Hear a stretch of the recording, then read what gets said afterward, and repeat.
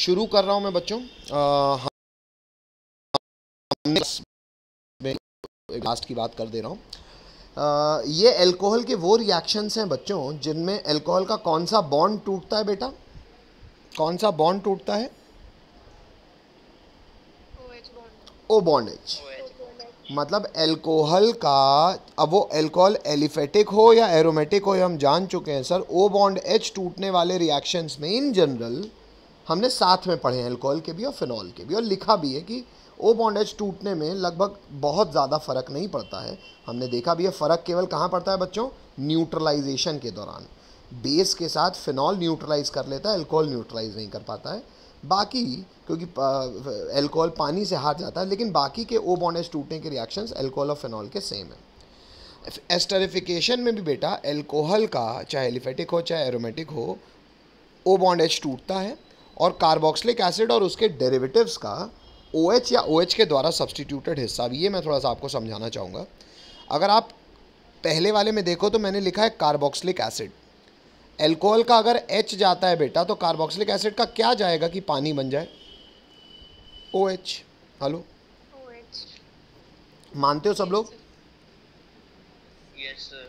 चलो, आपने ये तो लिखा हुआ है, पहले मैं आपको देखूँ, मैं यहाँ पे फ़ोटो एक्सपैंडेड बनी है? नहीं बनी है। पहले मैं आपको ये वाइट बोर्ड में, नहीं बनी तो है बेटा, ठीक है कोई बात नहीं, बनी है। शुरू हो जाओ बेटा यहीं से ही, एग्जाम्पल लिखेंगे।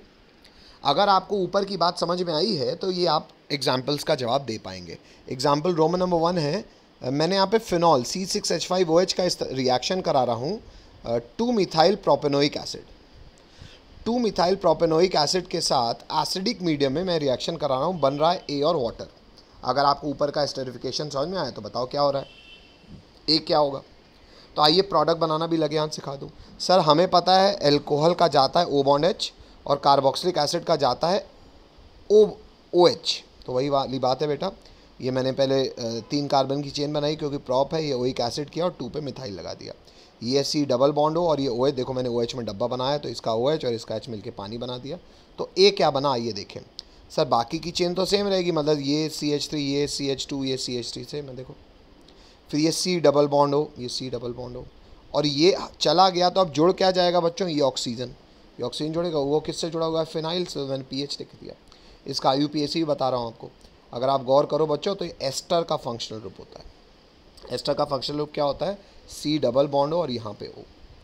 सर एस्टर का नाम कैसे लेते हैं बेटा? देखो पहले मेन चेन सेलेक्ट करते हैं तो मेन चेन हो गई 3 कार्बन की, क्योंकि बेंजीन को तो अपन ब्रांच मानते हैं। अच्छा, और ये 3 कार्बन की मेन चेन हो गई, तो ये 2 पे भी एक मिथाइल ग्रुप है। तो सबसे पहले बच्चों ब्रांचेस का नाम लिख रहा हूँ मैं। तो 2 पे मिथाइल, और फिर एस्टर के केस में बेटा ऑक्सीजन के साथ जो अल्काइल ग्रुप लगा रहता है ना, कार्बन का ग्रुप ऑक्सीजन के साथ, ये वाले उसको बिना किसी नंबरिंग के लिखते हैं, तो मतलब वो ऑक्सीजन से जुड़ा है। एस्टर के केस में ये क्या है? फिनाइल है, तो लिख दिया फिनाइल। तो 2 मिथाइल फिनाइल, ये हो गया कॉलम 1 यानी कि branches. Column 2 does not exist क्योंकि मेन चेन स्ट्रेट चेन है। तो कॉलम 3 क्या हो जाएगा? प्रॉप। कॉलम 4 है सैचुरेटेड है इसलिए एन। और कॉलम 5 में फंक्शनल ग्रुप बेटा फर्स्ट कार्बन पे लगा है डबल बॉन्ड और ये O, इसको सफिक्स एस्टर का होता है O8। क्या होता है सफिक्स बच्चों? O8। प्रोपेन ANE का E कट जाएगा क्योंकि वॉवल है O, तो ये हो जाएगा 2 मिथाइल फिनाइल प्रोपेन O8। यहाँ तक इसको दिक्कत है तो पूछ लो बेटा, वाइट बोर्ड में फिर बता सकता हूँ ये बात। नहीं तो लिखो कि एस्टर बनाना भी बना लोगे। देखो बेटा भाई, जो भी अल्काइल ग्रुप था वो ये था, ये जुड़ा था C डबल बॉन्ड O से, उसके साथ में O और ये फिनाइल है। अब ठीक है,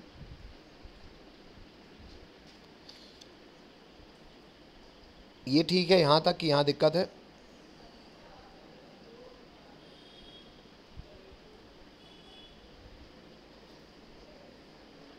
बोलना पड़ेगा बेटा। हेलो, मेरी आवाज़ आ रही है सबको? Hello hello, yes sir. Yes sir.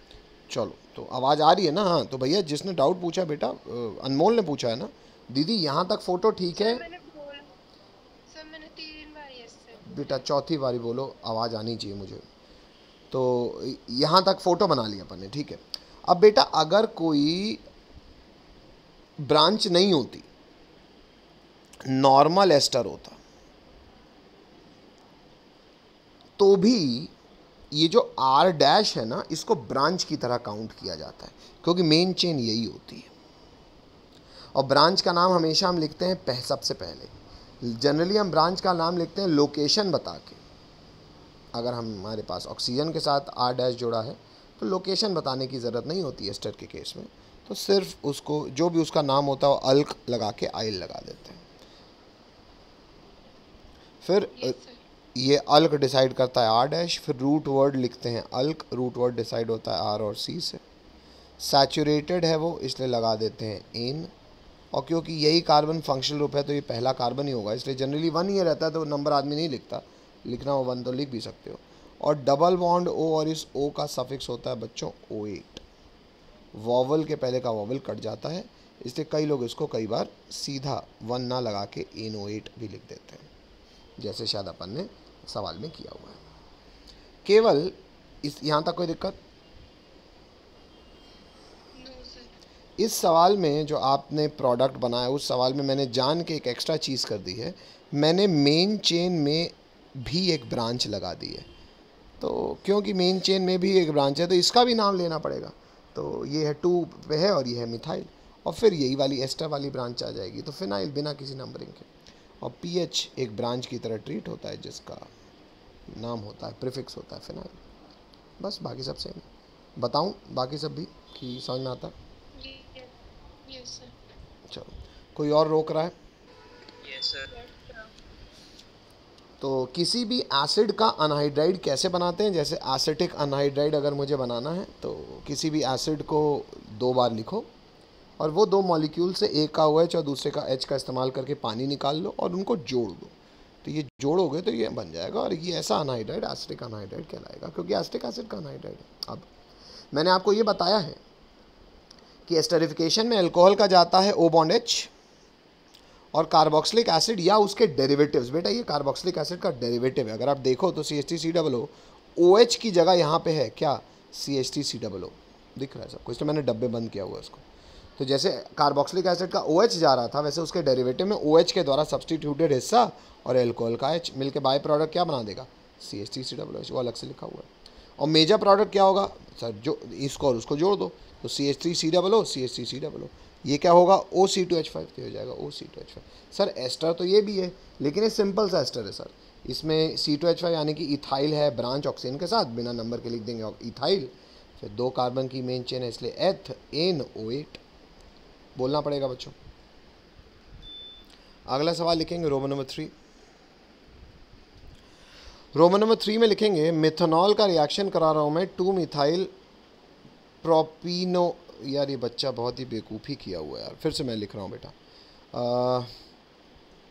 प्रोपेनो oil लिखा है बेटा, मैं लिख देता हूँ। पहले मैं एक काम करता हूँ, मैं इसका IUPAC आपको बता देता चाहिए, तो एकदम से कठिन सवाल करा दिया हूँ मैं। अच्छा रुक जाओ बच्चों, ये वाला सवाल मत करो, सुनो ये वाला सवाल मत कीजिए, जो मैं आपको सवाल करा रहा हूँ वो करो। ये रिएक्शन मैं किस लिए करा रहा हूँ बेटा?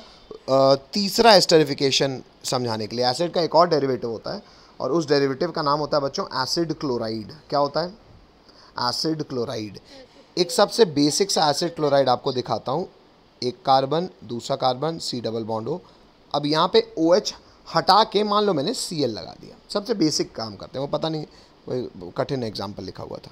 और कोई भी alcohol, let's say simplest alcohol CH3OH, जान के मैं O बॉन्ड H को ऐसे लिख रहा हूँ बेटा, क्योंकि इसका H और इसका एसिड के द्वारा सब्सटीट्यूटेड हिस्सा। अब आपको मैं नाम लेना भी सिखा दूं। सर एसिड क्लोराइड्स का IUPAC कैसे किया जाता है बेटा? जितने कार्बन की मेन चेन है, कितने कार्बन की है? 2, तो एथ। सैचुरेटेड है इसलिए एन, ऑब्वियसली यही पहला कार्बन होगा तो 1।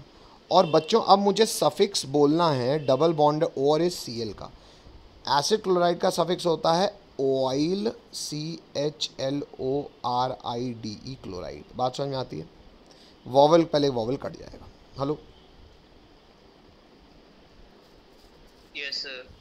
Yes sir. और अगर बेटा अब यहाँ पे आप गौर करो तो ये रिएक्शन जो है ना, ये आगे बढ़ता है इन प्रेजेंस ऑफ एसिड नहीं, ऊपर के दो रिएक्शन एसिड के प्रेजेंस में हुए थे, ये एक बेस की प्रेजेंस में होता है। बेस कहलाता है पायरिडीन, ये एक ऑर्गेनिक बेस होता है बेटा। तो बाय प्रोडक्ट क्या होगा होता है आप पहले ही समझ सकते हैं, HCl। और मेजर प्रोडक्ट क्या होगा सर? सर इसको लिख दो पहले, तो ये क्या है, ये है CH3C डबल बॉन्ड O, और सर में बचा हुआ हिस्से से जोड़ दो यानी कि OCH3। सर ये फिर एस्टर बन गया। इस एस्टर का नाम शायद अब आप खुद बता सकते हो। सबसे पहले इस अल्काइल ग्रुप का नाम क्या लिखोगे बच्चों? फिर रूट वर्ड क्या लिखोगे? एथ। फिर सैचुरेशन है इसलिए एन, और फिर 1 ना लिख के सीधा O8। Hello, yes sir. चलो ये लिख लो बेटा, ये एग्जाम्पल ठीक है। पहले इसको लिखो तो हाँ बोलो। अब आप इस एग्जाम्पल का प्रयास कीजिए। मिथेनॉल के साथ मैं इस कंपाउंड का रिएक्शन कर रहा हूँ, इसका IUPAC अब खुद लिखो, कोशिश करना खुद, और प्रोडक्ट बनाओ और प्रोडक्ट का भी IUPAC खुद लिखो। कोशिश करना बेटा, हालांकि सामने आंसर है पर प्रयास करना, ईमानदार रह पाओ। लिखो तो बताओ answer. Yes sir. The reaction with carboxylic acid and acid anhydride is carried out in the presence of a small amount of concentrated sulfuric acid. Full stop. The reaction is reversible and therefore water is removed as soon as it is formed. The reaction with acid chloride is carried out in presence of base जो कि है pyridine, so as to neutralize HCl which is formed during the reaction. Full stop. It shifts the equilibrium to right hand side. Bracket में लिखेंगे ली Chatelier's principal. समझ में कुछ नहीं है आपको, पहले इंग्लिश लिखिए। शायद कुछ लोग समझ पा रहे हो, पर पहले इंग्लिश लिखो, मैं समझाऊंगा इसको। चलो बच्चों, अब थोड़ा सा इसकी इंग्लिश समझना ज़रूरी है बेटा। आइए बेटा, यहाँ पे मैं कह ये रहा हूँ, खैर इसको मैं वाइट बोर्ड में समझा दूँ, ज़्यादा अच्छा लगेगा आपको। बेटा जनरली कभी भी कोई भी रिएक्शन होता है ना, जैसे मैं जनरल बात करूँ कि एल्कोहल का अगर रिएक्शन मैं कराऊँगा कार्बोक्सिलिक एसिड या उसके डेरिवेटिव के साथ, तो मान लो कि यहाँ कोई W होगा, OH है तो OH, कुछ और हुआ तो कुछ और, इसका W और एल्कोहल का H टूट के एस्टर बना देता है, यानी कि R-COO-OR, सॉरी OR इस केस में, और बाय प्रोडक्ट बन जाएगा HW, होमवर्क बन जाएगा।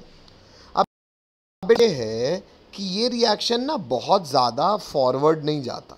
बहुत ज़्यादा फॉरवर्ड नहीं जाने का अर्थ ये है कि जब मैं आपको इसका मैकेनिज्म बताऊंगा तो आप ये ऑब्जर्व करोगे कि सर देखो रिएक्शन हाँ होने को हो सकता है, लेकिन बहुत शिद्दत से मरा नहीं जाएगा होने को। क्यों नहीं जाएगा सर? क्योंकि हम जानते हैं एल्कोहल कोई बहुत बड़ा एसिड है क्या? नहीं सर, एल्कोहल कोई एसिड थोड़ी है। एल्कोहल इनफैक्ट सर एसिड है ही नहीं, तो O बॉन्ड H क्यों टूटेगा सर? वो भी एसिड के आगे इसका, या उसके डेरिवेटिव्स के आगे। एक्चुअली ये रिएक्शन अगर ऐसे 100 मॉलिक्यूल्स लोगे ना आप, बाई T=0 में ऐसे 100 मॉलिक्यूल लिए, ऐसे 100 मॉलिक्यूल लिए, पता है केवल 100 में से इक्विलिब्रियम जब आएगा तो इसका एक टूटेगा तो मतलब 99 बचेंगे, और प्रोडक्ट मालूम कितना बनेगा? बहुत कम। हेलो, ये बात समझते हो? अब हम तो ये रिएक्शन को ज़बरदस्ती करवाने के पीछे लगे रहते हैं। एक ज़बरदस्ती होती है एसिड यूज़ करके, स्ट्रॉन्ग एसिड और अनहाइड्राइड के केस में। अगर हम यहाँ पे स्ट्रॉन्ग एसिड का इस्तेमाल कर लेते हैं तब ये रिएक्शन फिर भी फॉरवर्ड चला जाता है। क्यों? मैकेनिज्म में देखेंगे कि H+ ऐसी स्थिति क्रिएट कर देता है कि ये काम होने लगता है। लेकिन अगर आप यहाँ पे एसिड क्लोराइड का इस्तेमाल करते हो तो हमको यहाँ पे कैटलिस्ट भी चेंज करना पड़ता है। वो कैटलिस्ट पता है हम क्या रखते हैं? पायरिडीन, एक बेस। और ये बेस पता है क्यों रखते हैं? क्योंकि अगर कोई रिएक्शन फॉरवर्ड नहीं जाना चाह रहा सर, मैं कहता हूँ 99 में एक ही गए, फॉरवर्ड नहीं जा रहा सर, एक काम करो, अगर जब यहाँ पे तुम्हारा HCl बना था ना बेटा, अगर यहाँ पे आपका जब HCl बना था एसिड क्लोराइड के केस में, अब अगर आप यहाँ किसी बेस का इस्तेमाल करोगे ना, बेस इस एसिड को लेके न्यूट्रलाइज करके सॉल्ट बना देगा। तो ये रिएक्शन का इक्विलिब्रियम कहेगा अरे इसको एक एक तो बनाना था ना, तो धीरे धीरे करके टूटता जाएगा। ये किसके अकॉर्डेंस में है? In accordance with Le Chatelier's principle. Hello, Le Chatelier principle क्या कहता है कि सिस्टम अपने पे होने वाले चेंज को अपोज करता है। मतलब अगर a प्लस बी बहुत थोड़ी सी मात्रा में c और d बना रहा है और आप किसी कारणवश किसी एक प्रोडक्ट को निकाल ले रहे हो तो रिएक्शन फॉरवर्ड जाना शुरू कर देगा। बात समझ में आती है? Yes, sir. बात समझ में आती है? Yes, sir. Yes, sir. वही मैंने बेटा वहाँ पे इंग्लिश में लिखवाया हुआ है। आइए थोड़ा सा वो बात मैं आपके साथ फिर से कर दूं, एक बार रिएक्शंस को दिखा के। आपने इंग्लिश तो ज़रूर लिखी हुई है, एक बार रिएक्शन को देखो बेटा, यहाँ पे गौर करना। बच्चों ये जो एसिड के साथ जब मैंने रिएक्शन कराया ना, और एसिड अनहाइड्राइड के साथ, और एसिडिक मीडियम भी भले मैंने मेंटेन किया था, यहाँ मैंने रिवर्सिबल साइन में लगाया। रिवर्सिबल साइन मालूम क्यों? क्योंकि ये रिएक्शन बहुत कम मात्रा में फॉरवर्ड जाता है, भले तुम H प्लस क्रिएट करने के बाद भी करो तो। बस पायरिडीन का एक ऐसा केस है, अगर आप गौर करोगे मैंने सिंगल हैरो बनाया है, देखे हो ये, ऑब्जर्व की बात। Yes. क्योंकि पायरिडीन के केस में ही केवल ये हो रहा है कि बेस और एसिड मिलके न्यूट्रलाइज कर पाएं और रिएक्शन फॉरवर्ड ली चैटलेस प्रिंसिपल ले जाए। ऊपर वाले केस में तो रिएक्शन बहुत ज़्यादा फॉरवर्ड जा भी नहीं रही, इक्विलिब्रियम में है रिएक्शन। क्यों? क्योंकि सर यहाँ तो एसिड और कार्बोक्सिलिक एसिड बन रहा है, ये H प्लस के मौजूदगी में कुछ ली चैटले थोड़ी लगेगा, ये तो केवल H प्लस, ये भी रिएक्शन वरना ना हो पाती, ये तो केवल H प्लस ये रिएक्शन को थोड़ा बहुत कराने के लिए कैटलिस्ट का इस्तेमाल, वो भी ये कैटलिस्ट नहीं कि बहुत प्रतिशत, कम से कम फॉरवर्ड कुछ प्रोडक्ट बना दे रहा है। Hello hello hello, Yes. बात समझ में आती है सबको? अब शायद ये बात सबको समझ में आती है। अब बात आती है सर मैकेनिज्म क्या है, तो बेटा मैकेनिज्म अभी मैं एक्चुअली आपको नहीं बता रहा। किसका? एस्टरिफिकेशन। क्यों नहीं बता रहे सर? यहाँ पे तो बताया हुआ आपने बेटा, ये इसलिए नहीं बता रहा फिलहाल क्योंकि अगला चैप्टर है अल्डिहाइड कीटोन कार्बोक्सिलिक एसिड, उसमें ये मैकेनिज्म आपको एनसीईआरटी में मिल जाएगी, तो मैं अभी फ़िलहाल उसको बता के ओवरलोड नहीं करूँगा क्योंकि शायद टर्म 1 में बच्चों अल्डिहाइड कीटोन कार्बोक्सिलिक एसिड नहीं है ना? No, sir. हाँ, तो जब टर्म 2 पढ़ेंगे ना अपन, तब मैं आपको ये मैकेनिज्म बताऊंगा क्योंकि ये मैकेनिज्म फिर एनसीईआरटी का हिस्सा बन जाएगा, ठीक है? तब वहाँ पे हालांकि फिर भी जेई में पूछा नहीं जाता है तो, और ये जो मैंने फिर कुछ एसिड की बात की हुई है, ये सब फिर कार्बोक्सिलिक एसिड वाले चैप्टर में ही ये बात करना ज़्यादा उचित होगा। चलो तो सर एस्टरिफिकेशन में आप क्या करें बच्चों? कितने पॉइंट लिख चुके हो आप? स्मॉल a स्मॉल b ना? एस्टरिफिकेशन है पॉइंट क्रमांक क्या? स्मॉल c ना? C. चलो स्मॉल सी में बेटा सबसे पहले इंग्लिश लिखेंगे the introduction of acetyl. Acetyl क्या होता है? एसिटिक एसिड के ग्रुप को बेटा जनरली कहते हैं एसिटाइल ग्रुप, यानी CH3COOH के ग्रुप से OH हटा दो तो बचता है CH3COO, उस ग्रुप को ना एसिटाइल ग्रुप कहते हैं क्योंकि एसिटिक एसिड का ग्रुप होता है वो। तो द जनरल नाम है the introduction of acetyl group in alcohol और phenol is known as acetylation. मतलब कार्बोक्सिलिक एसिड का कौन सा हिस्सा? RCOO वाला हिस्सा, अगर वो CH3COO है तो एसिटाइल ग्रुप जनरली कहलाता है। तो एसिटाइल ग्रुप का किसी अल्कोहल में जोड़ने की प्रक्रिया को कॉमनली हम जनरल भाषा में एसिटाइलेशन कहते हैं। कह रहा है एसिटाइलेशन ऑफ सैलिसिलिक एसिड है, कोई होता है एसिड, जनरल नेम है सैलिसिलिक एसिड, प्रोड्यूसेस एस्पिरिन। अब एस्पिरिन शायद आपने सुना होगा। Aspirin possesses analgesic anti inflammatory and antipyretic properties. अब सर ये बहुत तेज इंग्लिश हो गई, क्या मतलब हुआ इसका? बेटा जो एस्पिरिन होती है एनाल्जेसिक का अर्थ होता है दर्द की दवाई, एंटी फ्लेमेटरी मतलब होता है जलन ना होने की दवाई, या जलन होती है तो होने घटाने की दवाई, और एंटीपायरेटिक मतलब बुखार की दवाई। तो एस्पिरिन एक काफ़ी फेमस दर्द की, बुखार की और जलने की, जलन जब होती है ना, पेट में जलन होती है तो जलन की दवाई है ना? पेट में तो नहीं, वो तो खैर एंटासिड्स होते हैं, पेट नहीं, हाथ अगर छिल गया है, मान लो बहुत जलन हो रही है तो मतलब कभी भी ऐसा कुछ, तो एंटी फ्लेमेटरी दवाई है ना? तो दर्द और बुखार की में से आप ये मानो एंटीपायरेटिक और एंटी एनाल्जेसिक कहलाती है एस्पिरिन। अब ये कैसे बनती है? पहले इंग्लिश लिखो तो हाँ बोलो, लिख लिया? अब सर ये कहानी काहे बता रहे हो हमको? ये क्या हो गया, एस्पिरिन कहाँ से आ गई एकदम से एस्टरिफिकेशन में? बेटा एक्चुअली ये जो बड़ा ही फेमस सी दवाई है, शायद आप समझ ही सकते हो, अभी भी बहुत कोरोना काल में इस्तेमाल होता है भाई, दर्द की बुखार की दवाई। ये बनाने का तरीका भी एस्टरिफिकेशन ही है। कैसे सर? बेटा एक जनरल नाम लिखा हुआ है मैंने, ये सैलिसिलिक एसिड कहलाता है ये, इसका IUPAC नेम और करके मैंने लिखा भी हुआ है, 2 हाइड्रोक्सी, 2 पे हाइड्रोक्सी, और बेंजीन में COOH is known as benzoic acid. जानते हो आप? नहीं जानते तो आज से जान गए। 2 हाइड्रोक्सी बेंजोइक एसिड इसका जनरल नेम है, और ये बच्चों इन जनरल कहलाता है सैलिसिलिक एसिड। इसका रिएक्शन अगर मैं एसिटिक अनहाइड्राइड के साथ कराऊँ एसिडिक मीडियम में, तो सर ये एस्टरिफिकेशन वाला रिएक्शन है। कैसे? बेटा ये हो गया एसिड का डेरिवेटिव, और माना ये एसिड है लेकिन एसिड का डेरिवेटिव तो ऑलरेडी मौजूद है। एस्टरिफिकेशन के लिए मुझे अब किसी में अल्कोहल के ग्रुप की ज़रूरत है, तो ये रहा इसका अल्कोहल का ग्रुप। तो एसिटिक अनहाइड्राइड का बिहेव करेगा एज एसिड अनहाइड्राइड, और ये बिहेव करेगा एज अल्कोहल। इसका O बॉन्ड H टूटेगा, और इसका OH के द्वारा सब्सटीट्यूटेड हिस्सा यानी कि CH3COO, तो इसका बच क्या जाएगा? CH3CO यानी कि एसिटाइल ग्रुप। ये एक एसिटाइल ग्रुप इस O के पास आके जुड़ जाएगा, देखो जुड़ गया, इस O के पास ये COCH3 जुड़ गया, और साथ में बाय प्रोडक्ट बन गया, ये बचा CH3COO और इसका H, तो CH3COOH। ये बच्चों कहलाता है क्योंकि ये ग्रुप जुड़ गया एसिटाइल का ग्रुप। एसिटाइल का ग्रुप मतलब एसिटिक एसिड के CH3COO के ग्रुप को जनरली एसिटाइल ग्रुप कहते हैं। जुड़ गया एसिटाइल ग्रुप। एसिटाइल ग्रुप का जुड़ना क्या कहलाता है बच्चों? Generally acetylation. और ये कंपाउंड क्या कहलाएगा? Acetyl salicylic acid. ये है, ये भी जनरल नेम, लेकिन IUPAC में फिट है, फेमस है, इसलिए मैंने लिख दिया। और इसका एक और कॉमर्शियल नाम है एस्पिरिन। तो एक्चुअली एस्टरिफिकेशन की प्रक्रिया से ही एस्पिरिन बनता है। लिखो तो हाँ। नेक्स्ट बच्चों, कैपिटल B लिखने का समय आया है। कैपिटल A यानी कि वो रिएक्शन जिसमें अल्कोहल का O बॉन्ड H टूटता है वो पर्याप्त समाप्त होता है। कैपिटल B लिखते हैं reaction involving cleavage of carbon oxygen यानी कि CO बॉन्ड।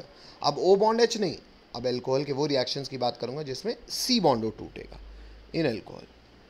और शायद ये हमने स्टार्टिंग में ही देखा हुआ है जब हमने अल्कोहल के रिएक्शंस की शुरुआत की थी। जब भी बच्चों रिएक्शन अल्कोहल का C बॉन्ड O टूटेगा तो अल्कोहल किसकी तरह बिहेव करेगा बच्चों? Act as electrophile. ये याद भी होना चाहिए, ये समझ में भी आया था हमको। पहले इंग्लिश लिखें। और ऐसे सेट ऑफ रिएक्शन का पहला रिएक्शन है बच्चों, लिखेंगे रिएक्शन विथ हाइड्रोजन हैलाइड यानी कि HX which is hydrogen halide. उसका अगर अल्कोहल के साथ रिएक्शन होगा तो बच्चों अल्कोहल का C बॉन्ड O टूटता है। ये शायद हमको पता भी है। आइए पहले बेसिक बात जान ले। रोमन नंबर 1, अल्कोहल अगर HX के साथ रिएक्शन करेगा तो इसका C बॉन्ड O टूटेगा यानी कि R बॉन्ड O टूटेगा, तो ये OH और इसका H मिलके पानी बना लेगा और RX अल्काइलाइड बन जाएगा। ये शायद हमने अल्काइलाइड के प्रिपरेशन में देखा भी है। हम ये भी जानते हैं कि sir C bond O normally तो टूटता नहीं है, तो रोमन नंबर 2 में भी लिख रहे हैं हम। रोमन नंबर 2 में क्या लिख रहे हैं हम? ये भी आपको शायद पता ही है बात कि अल्कोहल का रिएक्शन अगर मैं HCl के साथ कराऊंगा, कैसा HCl? Concentrated HCl। याद कीजिएगा, अल्कोहल का रिएक्शन अगर कंसनट्रेटेड HCl के साथ कराओगे in presence of ZnCl2 anhydrous which is Lucas reagent, जो कि एक्चुअली C बॉन्डों को तोड़ने में मदद करता है। याद होगा आपको, मैकेनिज्म बता चुका हूँ मैं। अगर आप अल्कोहल का रिएक्शन कंसनट्रेटेड HCl के साथ कराते हैं प्रेजेंस ऑफ ZnCl2 अनहाइड्रस, तो बच्चों यहाँ पे फिर से O बॉन्ड H टूटेगा और ये H के साथ बना लेगा पानी, और इस R के साथ जुड़ जाएगा Cl, बन जाएगा RCl। और अल्काइल क्लोराइड कभी भी बनेगा तो ये क्या क्रिएट करता है बच्चों? White turbidity. क्या क्रिएट करता है? ये आपको पता ही है, अल्काइल क्लोराइड जब भी बनता है वाइट PPT क्रिएट करता है। शायद इतना लिखो, समझ में भी आता है। ये पहला रिएक्शन है जिसमें अल्कोहल HX के साथ रिएक्शन करके अल्काइल हैलाइड बनाता है। अल्काइल क्लोराइड के केस में स्पेसिफिकली हम वाइट टर्बिडिटी क्रिएट करते थे। चलो, तो इतनी बात लिखे तो हाँ बोले।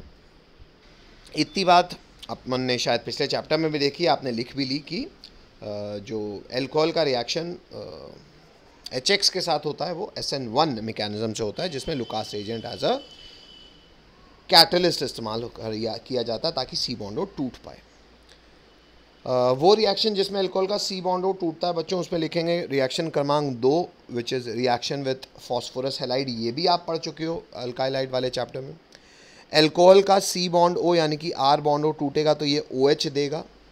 अगर PX3 या PCl5, PX3 में एक्सक्लोरीन ब्रोमीन हो सकता है, पर PCl5 में PBr5 नहीं हो सकता क्योंकि बॉन्ड लेंथ ज़्यादा होती है। नेचर में केवल PCl5 की ही बाजार में बॉटलें बिकती हैं। ये दोनों मैकेनिज्म SN2 से होते हैं क्योंकि बैक साइड अटैक होता है, और अगर SN2 से होगा तो इसका X आके लग जाएगा। बाय प्रोडक्ट्स का फ़र्क है, PCl3 केस में बाय प्रोडक्ट होता है H3PO3, PCl5 के केस में बाय प्रोडक्ट होता है HCl और POCl3, ये शायद आपको पता है। लगे हाथ तीसरा भी बता दे रहा हूँ, आप लिखते रहिए, डिहाइड्रेशन ऑफ एल्कोहल। उसमें लिखेंगे रोमन नंबर 1 एल्कोहल का, ये डिहाइड्रेशन भी शायद हम समझ सकते हैं, नहीं तो मैं बता भी रहा हूँ क्यों समझ सकते हैं बोल रहा हूँ मैं, क्योंकि हमने एलिमिनेशन अल्काइल हैलाइड का भी देखा है। एल्कोहल का जाता है, जिस फंक्शन में जिस कार्बन जुड़ा है वो अल्फ़ा, बाजू वाला carbon beta, beta elimination type का, इसका OH, बीटा वाले का H डिहाइड्रेटिंग एजेंट का इस्तेमाल करते हैं, हीट करते हैं, क्योंकि पानी बनेगा निकलेगा इसलिए डिहाइड्रेशन हो रहा है, H और OH निकल जाएगा, अल्कीन बन जाएगा। डिहाइड्रेटिंग एजेंट कौन कौन हो सकता, अच्छा पहले इतना लिखो, मैं थोड़ा सा खसका दूँ तो चलेगा बेटा, हल्का सा, दिख रहा है सबको इतना? Yes sir. तो चलो वैसे इतना लिखो बेटा, फिर डिहाइड्रेटिंग एजेंट बता।